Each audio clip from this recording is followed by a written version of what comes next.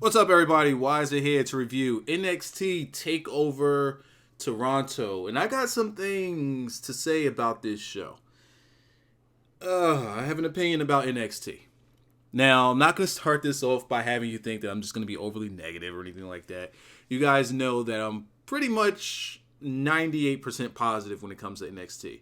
But there are some glaring flaws in NXT that needs to be said. Now, I've been saying them for a while now, but I think I need to put this into a review because it kind of reared its head tonight. Tonight it reared its head, and it went over a lot of people's heads. A lot of you guys probably didn't even notice this thing.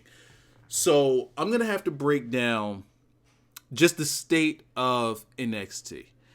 A lot of people understand, or a lot of people feel as though NXT isn't as hot as it was. Guys aren't getting over as much as they were in previous months or in the previous, let's call them not series, but eras. You could call them eras, but you know their eras are really short. They have short eras in NXT because it's supposed to be a developmental, but of course it's turned into more than just that. So I want to start this off by saying NXT TakeOver Toronto was a very, very fine show. But again, it had its weaknesses and it had some glares. One thing that NXT has completely failed on doing, and I've said this before, when Phil Bacon was there, Finn Balor for those of you who are new, when Phil Bacon was there, they had this serious issue of not building up anyone else. When Phil won a title, they put him into the Dusty Classic with Samoa Joe. And then after that, him and Samoa Joe had their feud that lasted pretty much the rest of Finn Balor's title reign. In which Joe won the title from him. And I believe he defended it against him in the cage match. No one else was built to be in the main event picture throughout that entire time. And I felt as though that was a huge problem because it didn't set up anyone going forward. Here we are, almost a half year later, almost a full year later from the time that Finn Balor, over a full year later from the time that Finn Balor originally won the title. And my question is, they've had a year and a half, but who has been built up to be put in the main event picture? Nakamura, he came in pretty much as a main eventer, right? You got Samoa Joe, okay. All right, who else? Yeah, who else? No one. No one has been built. Now, you could say Bobby Roode. Bobby Roode is a main event guy, but they haven't built him up as a main event guy, if you get what I mean. They haven't put him in that picture. No one is being put into pictures. No one is challenging these main event guys, which is pretty much just two guys, Nakamura and Samoa Joe. Nobody else came at these guys. Why? That's beyond me. When Phil was there, nobody came at Phil. It's as if no one wanted the title, only Joe. That's a big problem that NXT has. They don't have a mid-card title, so you got to build guys up for that main event picture, that main event slot, and they're just not doing it at all, which is a reason why a lot of these matches could feel flat. It's a reason why a lot of these matches, the crowd just don't stay behind. It's because when they have matches with these guys that have little to no build or little to no characteristics developed, what is it that the character can get, or what is it that the crowd can get behind? So let's start this thing off from the top with Bobby Roode and Ty Dillinger. This match, I expected more from this match. I expected more of a brawl. Bobby Roode, I expect more from him because I know that he's much better than what he's been doing in NXT. And the common theme for tonight, I feel as though the common theme for tonight is guys are starting to be watered down. And you'll understand it once I get to the tag team championship match. But I feel as though guys are starting to be watered down.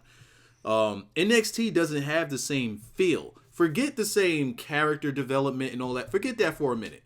It doesn't have the same feel as it used to. The feel that NXT used to have was, we used to watch matches and feel like guys cannot wrestle that style once they get to the main roster, right? Like, let's say a Baron Corbin. Baron Corbin wrestled a style that was a lot more physical. I don't want to say innovative, but it fit his character a lot more than what he's doing on the main roster. A lot of those guys that were on NXT that are on the main roster now obviously don't wrestle the same style. You can look at Sami Zayn. I can't really say Finn Balor because he only had about 3 matches on the main roster. Damn, guys aren't jumping off the top of my... Oh, you can look at a Tyler Breeze. We all knew that they weren't going to have these matches once they got to the main roster. But what it looks like now, the feel I get from NXT now is they're being dumbed down and watered down before they even get to the main roster.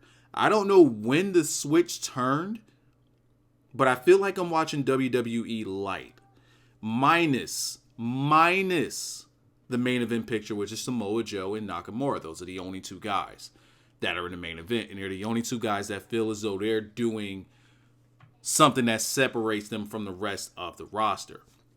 And now let's look back at the Bobby Roode, Ty Dillinger thing. I fully expected Ty Dillinger to win this match. Because I felt as though this would be Ty Dillinger's last match. And I wanted him to go out with a win. I just felt as though there was more for Ty Dillinger to gain in a win than a loss. We've already seen the NXT Sami Zayn story where he can't win the big match. We've already seen that. So what is it that they're doing with Ty Dillinger? The crowd is behind this guy. He doesn't have the background that we could fall back on where we could say, oh, he's losing, but don't lose faith in him. He's a guy that's pretty much been cut from WWE. He's been nothing but enhancement talent, and he is still nothing but enhancement talent. So if the crowd is behind him, we don't know how long that's going to last. So you got to strike while the iron is hot on a Ty Dillinger, especially against a Bobby Roode. A loss doesn't hurt Bobby Roode. He is way too seasoned and too much of a vet for a loss to hurt him. He could easily recover. Ty Dillinger, he's a loser, but we don't want him to be. And that's the problem here. Again, I expect more out of Bobby Roode. And I don't know if it's because of old age, or I don't know if it's because guys are starting to work more of a WWE style instead of an NXT style. But I feel as though what we're getting from Bobby Roode just it's not what I'm used to. There's a sense of urgency that's not there with Bobby Roode. There's a sense of viciousness that's not there with Bobby Roode anymore. Bobby Roode could get nasty with you. And we're just not getting that. And I'm not used to this Bobby Roode that I'm watching. Sure, he could come out with the glorious entrance, which was spectacular. He had he had a choir singing the glorious. He comes out and he does his thing. Then I'm like, damn, how does Ty Dillinger follow that up? But Ty Dillinger's entrance is good enough. It's simple, to the point, 10, 10, 10, but it works and it's good enough. And that music behind it. Ty Dillinger's music is phenomenal. As for this match, again, it was okay. I expected this to be one of the top matches of the night, and it didn't give me that feel. It felt so basic for a babyface that got heated up so much or got shined so much throughout this, can't call it a feud, but throughout this build-up, yet we didn't get any fire in this match. So this match for me, I don't want to give it a thumbs down, but I have to because I expected much more than what we got. There was a story that could have been told here, especially in the ring, and I don't feel as though we got it. I don't feel as though we got it from this match. I believe the next match was the Authors of Pain and TM61 with Paul Ellering up in what they call a crash cage. It's the shark cage. Stop it. Don't remix the remix. Don't do that. So this match right here, I don't want to give you guys like a thumb up or a thumb down on this one because I was kind of in and out on this match. But what I do know and what I do feel, TM61 are the most basic. I've said this plenty of times. They're the most basic. Everything about them is a no. No, no, no, no, no. Are they good workers? Sure, they're fine workers, but being a fine worker and being able to control a crowd, two different things. Being good workers and being able to tell a good story, two different things. TM61 so far haven't shown me in NXT that they could do either of those things. Can they work a good match? They're good workers. The crowd didn't give a fluff about this match. Paul Ellering being suspended in the cage didn't add to the match at all. It did not add to this match, and it was actually unnecessary. You got these two big behemoths who have just been destroying everyone. So let's take their manager and put him in a cage. As if they can't win without their manager. Usually when you do a stipulation like this, where you put the manager in a cage and you suspend him above the ring, it's because the manager is the reason why the team is winning. Paul Ellering is not the reason why the Authors of Pain are winning. They are destroying guys. Putting him in a cage above the ring does what? It doesn't do anything. It doesn't make any sense. That right there. I understand that a lot of times NXT, not a lot of times, but sometimes NXT, they'll do some throwback stuff. This one felt completely out of place, especially for TM61, who are pretty much just generic jobber looking dudes. Now, let me give solution to how this could be fixed, because there are some TM61 fans out there, and I don't want to get too down on you guys. But this is an NXT problem. This is not their fault, and this is not your fault for liking them if you like them. This is NXT's problem, because they're not building these guys. They're not giving them any character development. They're not giving them any traits. They're not giving you anything to get behind other than, oh, these guys are good workers. Good workers don't sell tickets unless you can tell that story, unless you have character, you have personality, you have something to you that draws people in. And TM61 does not have that. Authors of Pain have more of that than they do, because we know what they are. Two big ass kickers that don't even talk English. What's their personality? They'll kick your fucking ass. What's their characteristics? They'll kick your fucking ass. What is it that you don't like about them? They'll kick your fucking ass. Period. And they got Paul Ellering who can do the talking for them. Now, let's not say that the Authors of Pain are against any criticism, because they get criticized too. Paul Ellering has brought in the Authors of Pain, and he said, we will, I'll tell you, not in these specific words, but I'll tell you why this is happening, or why we're here, or what it is that we're doing, what it is that we're trying to accomplish. That'll tell itself in the future. And we still don't know. Were they brought here to win the Dusty Classic? Was that it? Was that... I mean, if that was it, at least tell us. He still hasn't told us anything. What he said is the pieces are finally connected or some shit like that.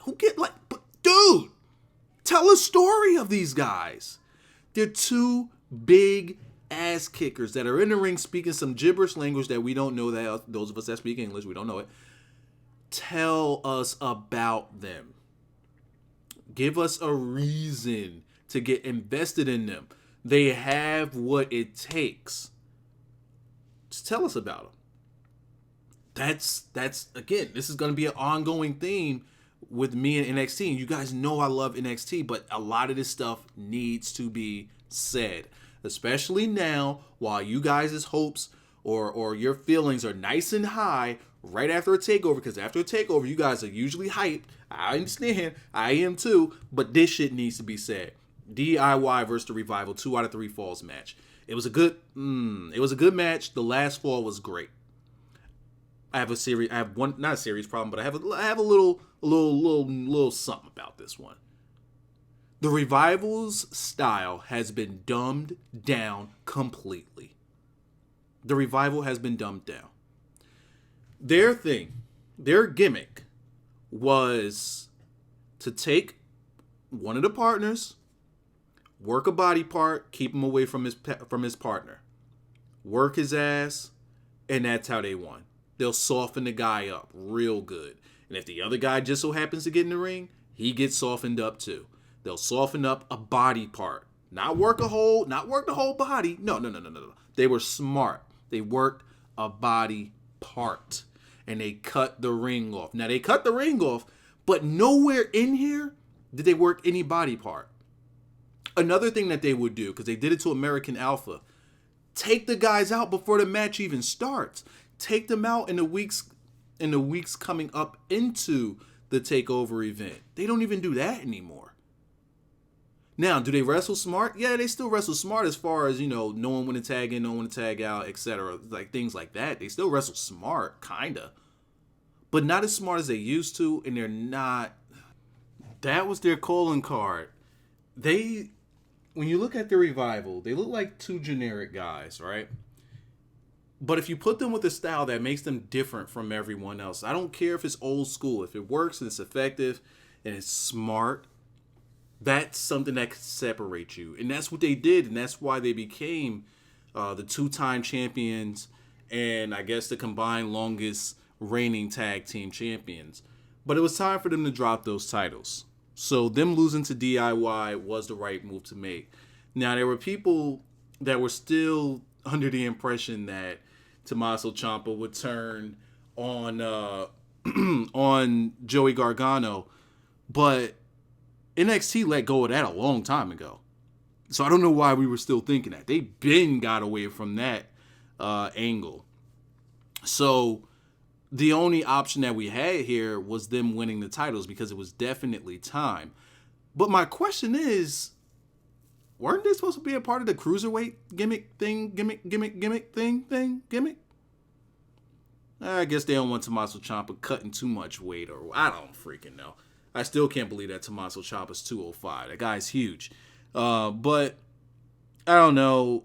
Them winning the titles, yes, because Arthur's a pain to coming after them. They'll be there soon. And it's definitely about time that the Revival gets moved up, hopefully to SmackDown. I do not want to see them. No, keep them far away from Raw. Keep them far away from Raw. Daniel Bryan would love these two guys, but they got to stay away from Raw because, oh boy, could you imagine them doing something with new? Oh God, stop! I don't want to think about it. Again, good match, but so that isn't what I had that was wrong with the match. That they felt a little watered down, or they felt like they've dumbed down their style. The problem I had with this match is that it involved very awkward comedy. Like, there was comedy spots in this that made no sense. For example, let's look at when the title was put in the ring and Gargano goes to kick I believe that's Dawson in the face, and he holds up the title and he kicks the title. Instead of Dawson immediately, because this is what a smart Revival would do. Instead of him he would have immediately put on that leg lock. Immediately. But now he does the pretend like, oh, I didn't have the title. Where'd that come from? Oh, he's down. Where'd that come from? Oh, let me make this face so I can look slyly innocent. I didn't do that. And that went on way too long. Way too long. Here's what you do. When he kicks the title, you throw it out of the ring, and you look at the ref. Ref's not looking. Then you gesture to the crowd just for a split hair of a second, and you go, oh, that wasn't me. Ha ha, yeah, look at that. And then you slap in that move. It's got to be boom, boom, that fast. That fast, because that's how they used to do it.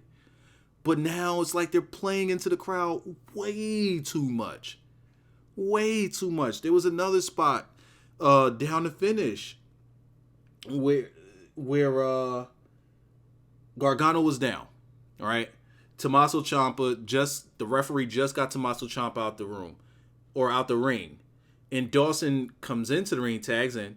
He comes into the ring, and he just gets down as if, you know how if somebody got hit with a title, say you hit someone with the title, and you throw the title out of the ring, and you drop down, and you act like you ain't do it, but you act like you got hurt so that the ref don't pay that no mind, and they're paying attention to the fact that you got hurt.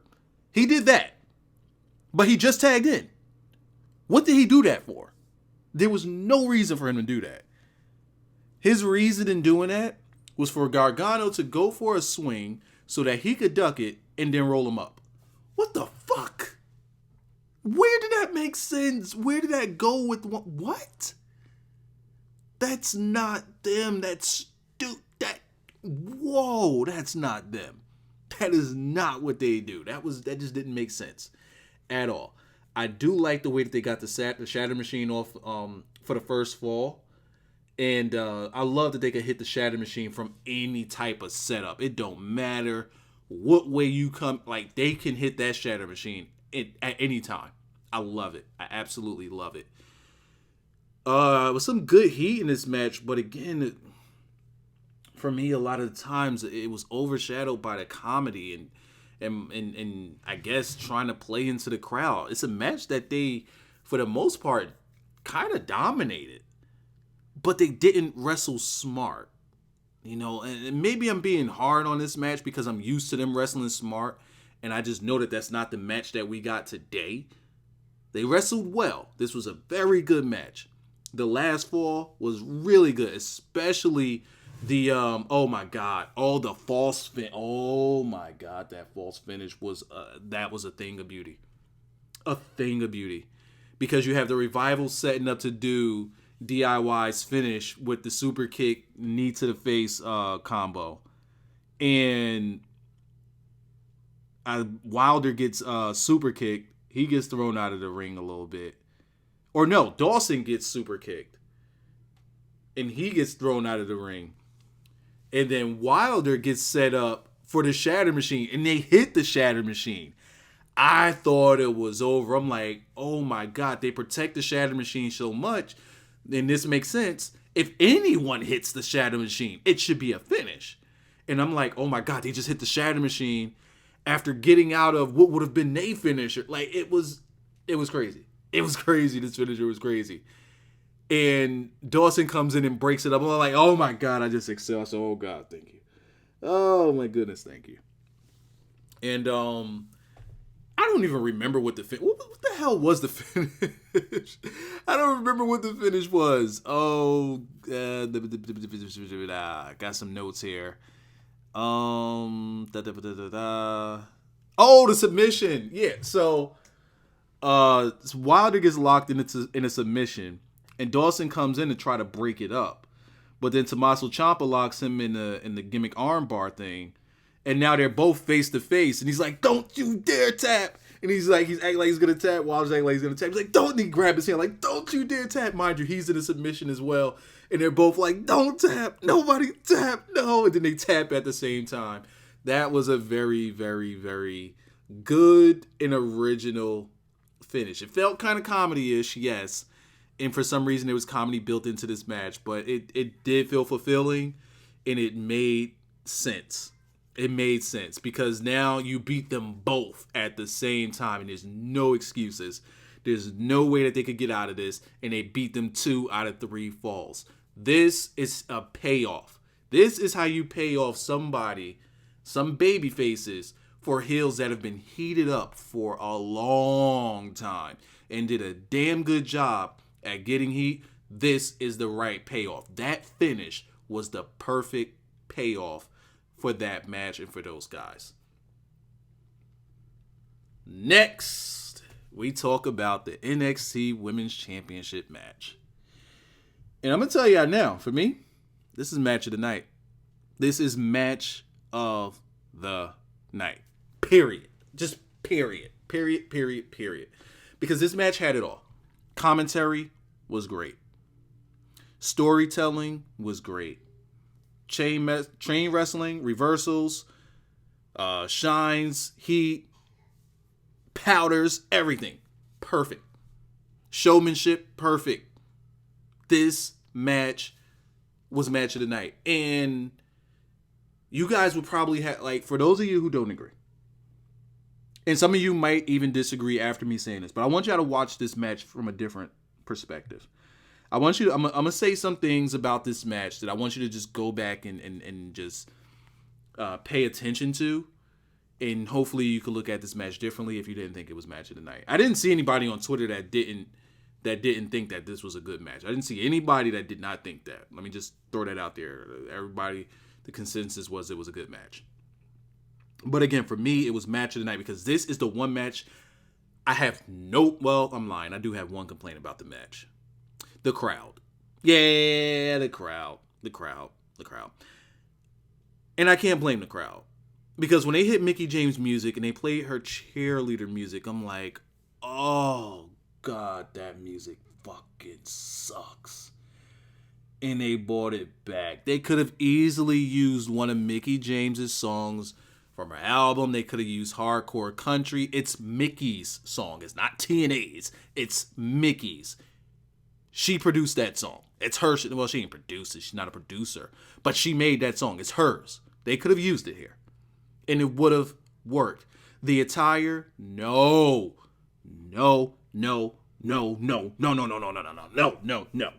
She had the music and the attire of a jobber. That's how she looked. That's how she was presented. If it was not Mickie James, we would have thought this woman was a jobber. Clearly. Like, Mickie James let go of this character so long ago. And when she came into TNA and she wrestled in TNA, they let Mickie be Mickie. And Mickie was great being fucking Mickie. I loved hardcore country Mickie. And that's not the character that we got tonight. But let's get away from that. Because what we did get tonight was the legend Mickie James. And I don't mean the legend as far as, oh my gosh, she's a legendary wrestler. No. A legendary character. A legendary personality, persona, just presence. There it is. That's what I'm looking for. A legendary presence. Because that's what she had. Now, this spot was meant for Trish Stratus. Oh my God, now that I look at it, the way that this thing finished would have made perfect sense. Or would have been even better if it was against Trish. So let's talk about the very beginning. The very, very, very beginning. Commentary. One of the first things that they said about Asuka is that she was dangerous from the time she got here. And she was running through people. But when she got that title, she became indestructible. And she's just been building more and more confidence ever since she got that title. And now she feels as though she can't be beat. Asuka's thing is, no one is ready for Asuka. No one can touch Asuka. This is what she's been saying. In commentary, their biggest win of the night for me was just simply putting over her confidence and the fact that she feels untouchable. Because that line wasn't set up for this finish. It wasn't set up for this finish. I love, oh my God, commentary. God. That line wasn't set up for Mickie James. That one line, not one line, it was about 3 lines, but just that one whole little diatribe there, that whole little not monologues, they were both saying it, but that whole little thing there was for Ember Moon. All of this, even bringing in a legend or a WWE legend, even bringing in one, a future Hall of Famer, all of this is for Ember Moon. Because Asuka has run through the women's division. All of the girls that have moved on, she's run through. Well, she didn't run through all of them because the 3 moved up, and then she's run through Bayley. She's beaten Nia. Now you got whoever's left on the NXT roster. The girl from Jersey, Liv Morgan, she wanted to challenge Asuka and got her shit pushed in. Anybody who thought they could step up got their shit pushed in, right? And no one can touch Asuka. So you bring in a legend and say somebody's got to do something against this woman. You bring in I'm loosely throwing around the term legend here. Very, very loosely throwing it around. But I say this, if she would have had the years in TNA, if she would have had the years in WWE that she had in TNA, then she would be a WWE legend. Easily. But so that's why I'm loosely using the term legend, because she was much better, or she did better things in TNA than she did in WWE. Personality-wise, persona-wise. So you bring that in, right? Because you need somebody that could challenge Asuka. And that's exactly what Mickie James did. That's exactly what... There were times, like, the match that what we got out of them today was a match, and what we got out of Asuka and Bayley, or Asuka and Nia Jax, what we got out of those matches was somebody trying to prove that they could keep up with Asuka. Or someone trying to break Asuka. You know, whereas here with Mickie James wrestled the type of match where she said, Asuka, you come to me. Or Asuka, I can end you at any time. When she hit her with that chick kick, I was like, whoa. I knew she wasn't going to win, but for a split hair of a second, I said, oh, hold up now. And she sold. Asuka sold. Selling in this match was good. Asuka rarely sells for anybody. She sold for Mickie. Mickie did a damn good job selling. Again, the showmanship. There was another part in this match, and this right here is when Asuka said, okay, I've planted enough seeds. I need y'all to really understand I'm a heel. Was when this happened. She took a powder, right? And for those of you who don't know, that means you kind of roll out of the ring when you don't have the momentum. Or when the other person has the momentum, you roll out to stop the momentum. Mickie James ran to the ropes. Asuka's sitting on her butt. Mickie James runs to the ropes, hit her with a kick to the face. She's setting up to go for another move. Asuka rolls out.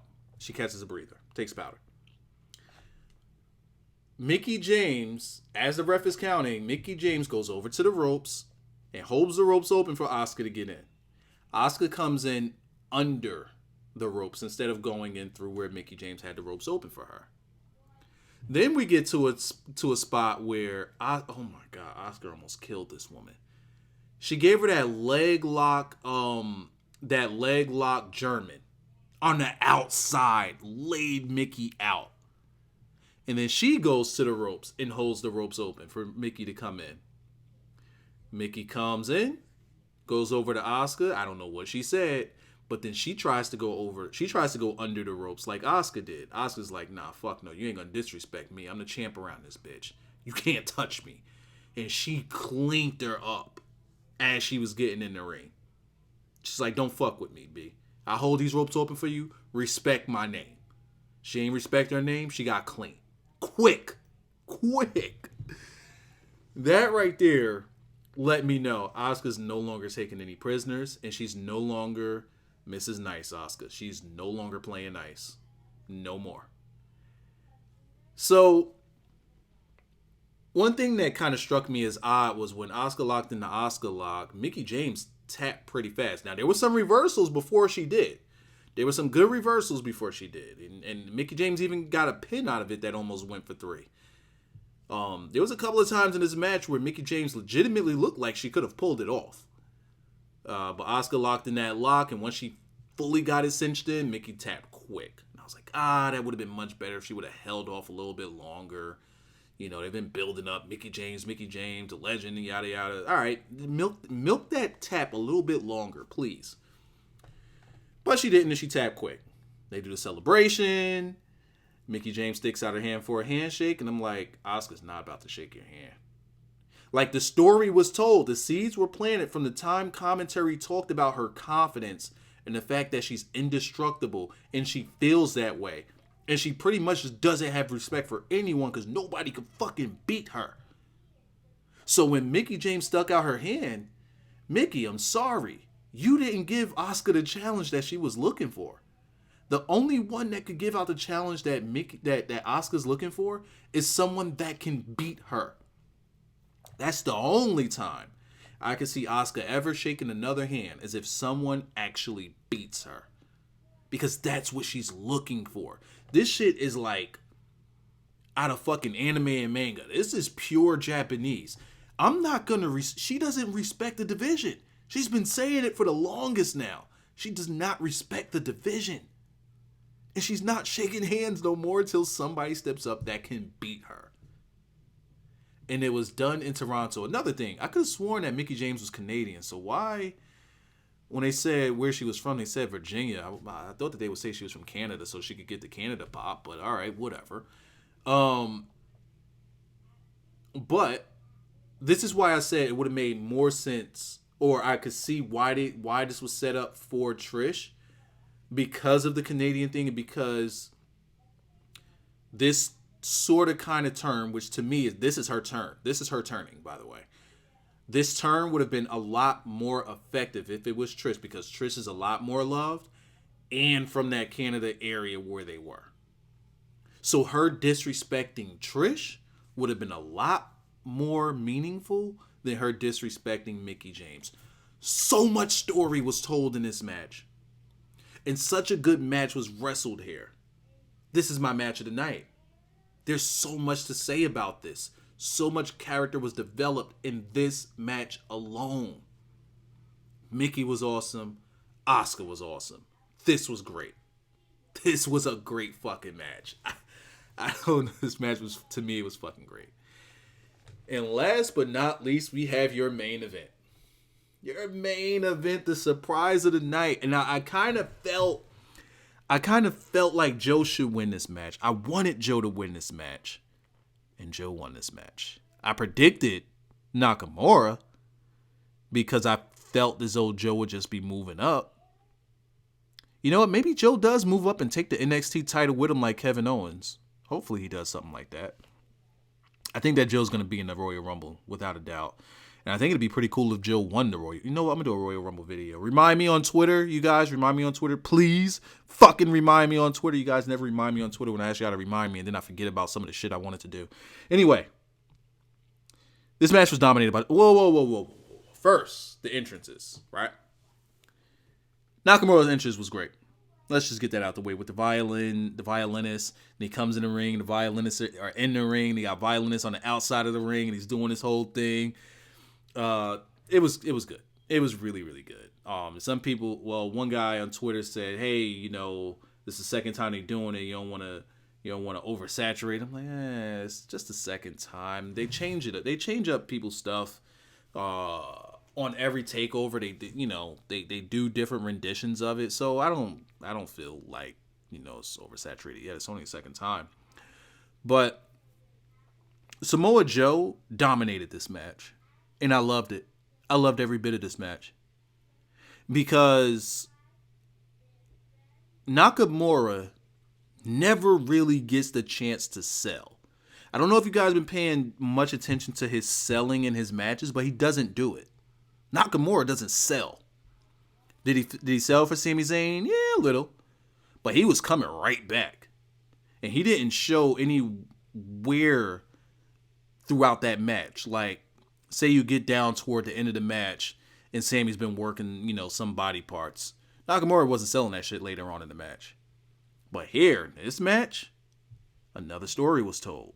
Commentary mentioned it. Again, I loved commentary tonight. Oh, I loved it. Because there was actually a part in this match where Nakamura didn't sell. And commentary covered for his inability to sell. They covered for Nakamura. I forget exactly what was said, but I remember I had that in my notes. Mental notes, by the way. I had that in my notes that they sold for Nakamura because Nakamura didn't sell something. But the story that was told, or one of the pieces of a story that was told by commentary, when Joe went and looked at them stairs, before he did anything with him, he went and he moved the stairs just a little bit. And I don't know if it was probably Corey Graves because he usually does it.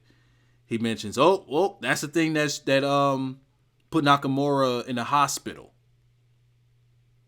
Just him moving the stairs. And what did it do? It set up for the finish later on in the match. But he made sure that he reminded you that what Joe was about to do is going to hurt Nakamura bad. But Nakamura got out of it. And you think for a second like, oh, all right, we're cool, we're good, it's not going to happen. Match goes on. No. They set that up purposely to feed you the end of the match.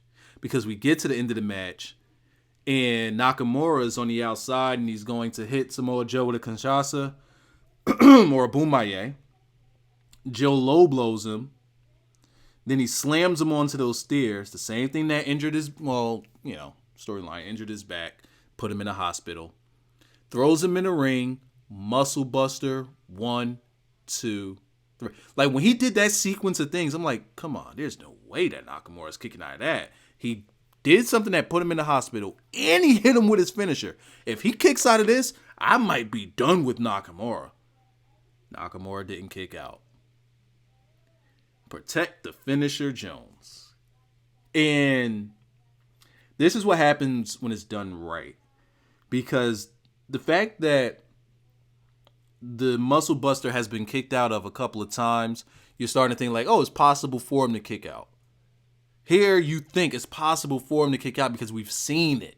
We've seen it happen. If no one had ever kicked out of the Muscle Buster, then when Joe did this Muscle Buster, we would have known that it was over. But just the fact that we've seen it kicked out of, we thought at least for a split second, Nakamura's going to kick out. And he didn't. And Joe is now, and commentary for some reason didn't say this, or at least I didn't hear it. Joe is now your first ever 2-time NXT champion. It feels good. Damn, it feels good to be a gangster. Because now it adds new layers. Now we don't know what's going to happen. We don't know. And Joe winning is actually another reason why Ty Dillinger should have won. Because who do we have in line for Samoa Joe? We got a lot of heels in NXT. A lot of heels that are winners. So I don't know where we go. But I'm ready for the ride. Hopefully, Triple H and the guys at NXT start building up some guys for that main event slot so that we're not getting the same 2 guys for the next half year. We've done that already. Let's not do it again. Hope you guys enjoyed. Hopefully I was able to smarten you guys up because that's what I do. And I will see you guys for tomorrow's... What are we doing? I keep saying SummerSlam in my head. For tomorrow's Survivor Series review. I've already done predictions on it. It's on the channel. Check it out. And hopefully I could live. I'm going to try to live stream it tomorrow. I'm definitely going to try to live stream tomorrow's review for Survivor Series. Hopefully it works. I'll see you guys there.